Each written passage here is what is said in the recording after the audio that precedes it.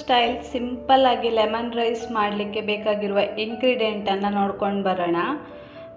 ಇಂಗ್ರೀಡಿಯೆಂಟನ್ನು ನಾನಿಲ್ಲಿ ಆಲ್ರೆಡಿ ತೋರಿಸ್ತಾ ಇದ್ದೇನೆ.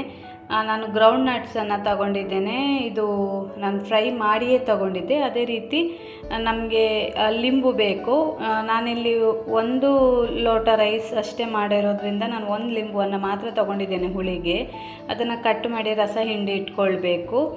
ಹಾಗೆ ನಮಗೆ ಒಗ್ಗರಣೆಗೆ ಬೇಕಾಗಿರುವಂಥದ್ದು ಸಾಸಿವೆ, ಜೀರಿಗೆ, ಹಾಗೆ ಉದ್ದಿನಬೇಳೆ, ಕಡಲೆಬೇಳೆ, ಒಣಮೆಣಸು, ಹಸಿಮೆಣಸು ಮತ್ತು ಕರಿಬೇವು. ಅದೇ ರೀತಿ ನಾನು ಸ್ವಲ್ಪ ಜಿಂಜರ್ ಇದು ಶುಂಠಿ ಇದೆಯಲ್ಲ ಅದನ್ನು ನಾನು ಇದು ಗ್ರೇಟ್ ಮಾಡಿ ತಗೊಂಡಿದ್ದೇನೆ. ಹಾಗೆ ನಮಗೆ ಸ್ವಲ್ಪ ಅರಿಶಿಣ ಇಷ್ಟಿದ್ರೆ ಸಾಕು, ಮತ್ತು ಎಣ್ಣೆ.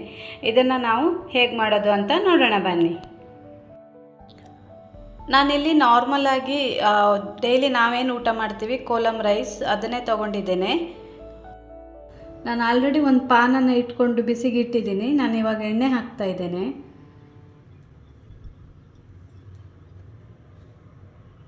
ಎಣ್ಣೆ ಕಾಯ್ತಾನೆ ಇದೆ. ಇದಕ್ಕೆ ನಾನೀಗ ಇದು ಒಗ್ಗರಣೆ ಐಟಮನ್ನು ಹಾಕೊಳ್ಳೋಣ. ಜೀರಿಗೆ,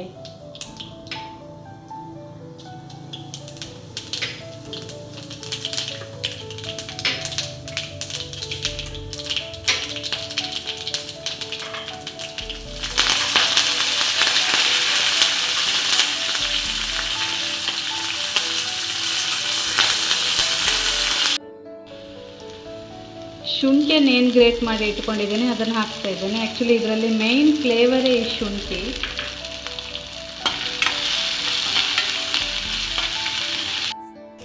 ಒಗ್ಗರಣೆ ಆಗಿದೆ. ಈಗ ನಾನು ಇದು ಲಿಂಬು ಜ್ಯೂಸನ್ನು ಹಿಂಡಿ ಇಟ್ಕೊಂಡಿದ್ದೆ ಅಲ್ಲ ಅದನ್ನು ಆ್ಯಡ್ ಮಾಡ್ಕೊಳ್ತೀನಿ. ಇದನ್ನು ಆ್ಯಡ್ ಮಾಡ್ಕೊಂಡ ತಕ್ಷಣ ನೀವು ಸ್ಟವನ್ನು ಆಫ್ ಮಾಡಬೇಕು. ತುಂಬ ಹೊತ್ತು ಬಿಸಿ ಮಾಡಿದರೆ ಅದು ಕೈ ಬರ್ತದೆ.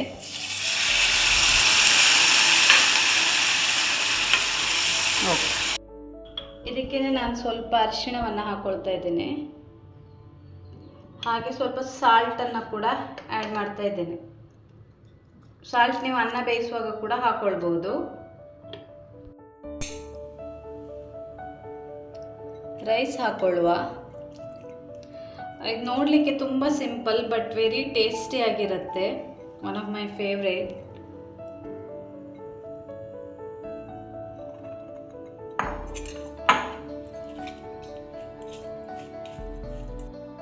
ನೋಡಿ, ಈ ರೀತಿಯಾಗಿ ನೀಟಾಗಿ ಕಲಿಸ್ಕೊಂಡ್ರೆ ಆಯಿತು. ಇದರ ನಂತರ ನಾವು ಹುರಿದಿಟ್ಕೊಂಡಿರುವಂತಹ ಗ್ರೌಂಡ್ ನಟ್ಸ್ ನೆಲಗಡಲೆನ ಮೇಲ್ಗಡೆ ಹಾಕಿ ನೀಟಾಗಿ ಕಲಿಸ್ಕೊಳ್ಳುವ. ಇದನ್ನು ಸಿಪ್ಪೆ ತೆಗೆದು ಕೂಡ ಹಾಕ್ಬೋದು, ಹೀಗೆ ಹಾಕಬೇಕಂತ ಇಲ್ಲ. ನಾನು ಸ್ವಲ್ಪ ಜಾಸ್ತಿ ಆ್ಯಡ್ ಮಾಡಿದ್ದೆ, ಮಕ್ಕಳಿಗೆ ತುಂಬ ಇಷ್ಟ ಆಗುತ್ತೆ. ಹಾಗಾಗಿ ಸ್ಪ್ಲಿಟ್ ಮಾಡಿ, ಸಿಪ್ಪೆ ತೆಗೆದು ಸ್ಪ್ಲಿಟ್ ಮಾಡಿ ಕೂಡ ಹಾಕ್ಕೊಳ್ಬೋದು. ಈ ನನ್ನ ರೆಸಿಪಿ ನಿಮಗೆ ಇಷ್ಟ ಆದರೆ ನೀವು ಕೂಡ ನಿಮ್ಮ ಮನೆಯಲ್ಲಿ ಮಾಡಿ ನೋಡಿ. ಹಾಗೆ ಅದೇ ರೀತಿ ನನ್ನ ಚಾನಲ್ ಬರೋ ವಿಡಿಯೋಸ್ ನಿಮಗೆ ಇಷ್ಟ ಆದರೆ ನನ್ನ ಚಾನಲನ್ನು ಲೈಕ್ ಮಾಡಿ, ಶೇರ್ ಮಾಡಿ, ಸಬ್ಸ್ಕ್ರೈಬ್ ಮಾಡಿ. ಹಾಗೆ ಪಕ್ಕದಲ್ಲಿರುವ ಬೆಲ್ ಐಕಾನನ್ನು ಪ್ರೆಸ್ ಮಾಡಿ. ಹಾಗೆ ಮಾಡೋದ್ರಿಂದ ನನ್ನ ಎಲ್ಲ ವಿಡಿಯೋಗಳ ನೋಟಿಫಿಕೇಷನ್ ಬರ್ತದೆ ನಿಮಗೆ. ಇದು ತನಕ ನನ್ನ ಚಾನಲನ್ನು ವ್ಯೂ ಮಾಡಿದ್ದಕ್ಕಾಗಿ ಥ್ಯಾಂಕ್ ಯು ಸೋ ಮಚ್. ಹಾಗೆ ಇನ್ನು ಮುಂದೆ ಕೂಡ ನೀವು ನಿಮ್ಮ ಫ್ರೆಂಡ್ಸ್ ಆ್ಯಂಡ್ ಫ್ಯಾಮಿಲಿ ಜೊತೆ ನನ್ನ ವಿಡಿಯೋಗಳನ್ನು ಶೇರ್ ಮಾಡಿ. Thank you so much. Keep supporting my channel. Thank you.